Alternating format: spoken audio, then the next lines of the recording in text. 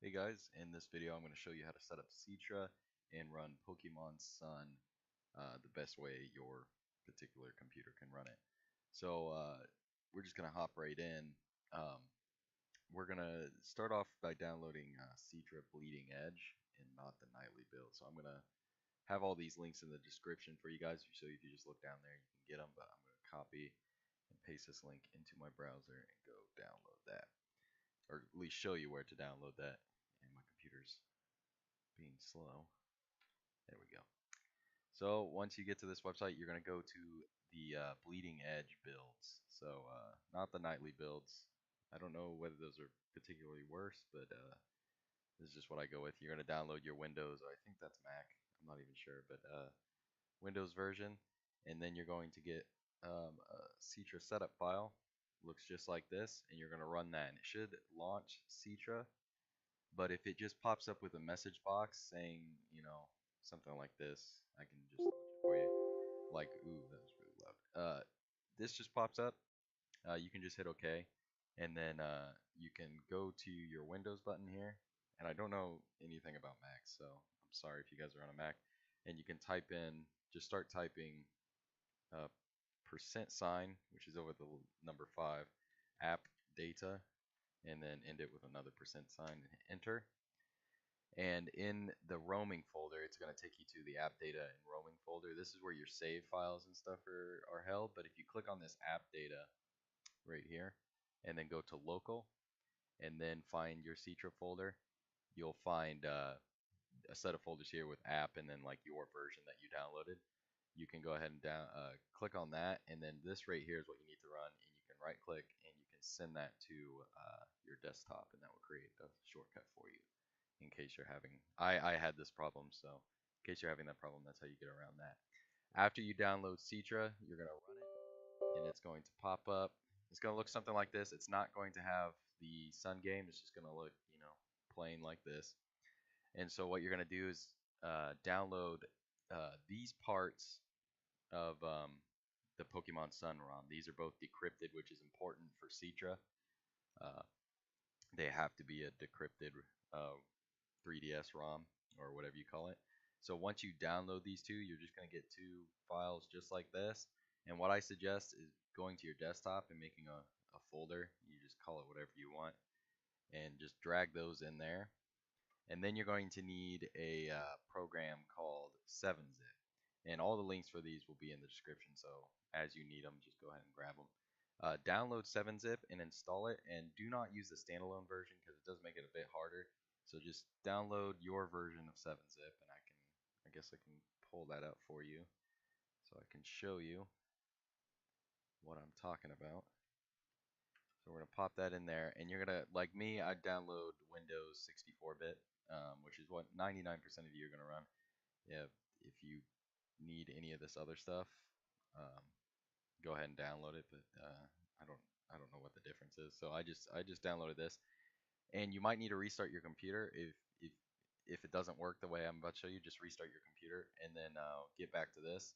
And what you're going to do is right click on part 1 here, and you should have a little 7-Zip area in your drop down menu here. If you don't have this, restart your computer after you've installed 7-Zip. And then what you're going to do is extract to this. Extract this is going to create a folder, and it's going to put the contents in there. But it is very important that you have both these files in the same folder.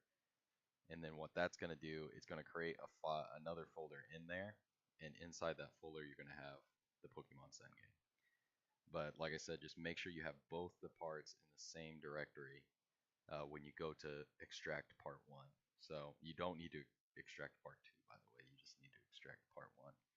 And then what you're going to do is wherever you want to put your Sun game, so say you just wanted to throw it onto the desktop, wherever you want to put it, you're going to hit File, and then you're going to, or if you've closed Citra, reopen Citra, and then you're going to select Game Directory, and then you're going to go to Desktop, and then you're going to choose just Desktop as your folder, and that's going to pop this up right here.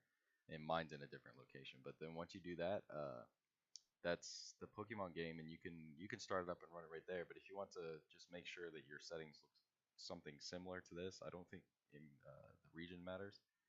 But I set mine to USA because that is a USA 3DS ROM. So make sure this is ticked. This is a big thing. If this is not ticked, you will not run this game very well at all. I never had any differences really running these at. I had this running at 10 times native, and I maybe dropped 1 frame. But I just leave it at native or auto.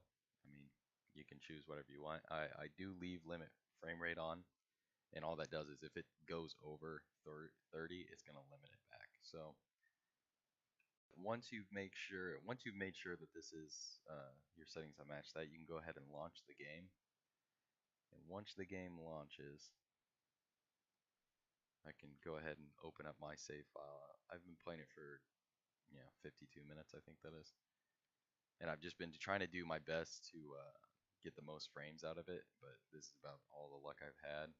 Indoors, it runs pretty much perfectly. I've never had it not run 30 frames per second, and I'll put my PC description in the bottom so you can kind of compare yours. If you look up the CPU on Passmark, it doesn't really matter what GPU you have. Um, for the most part, it's pretty much relying on your CPU. So just kind of pop this out.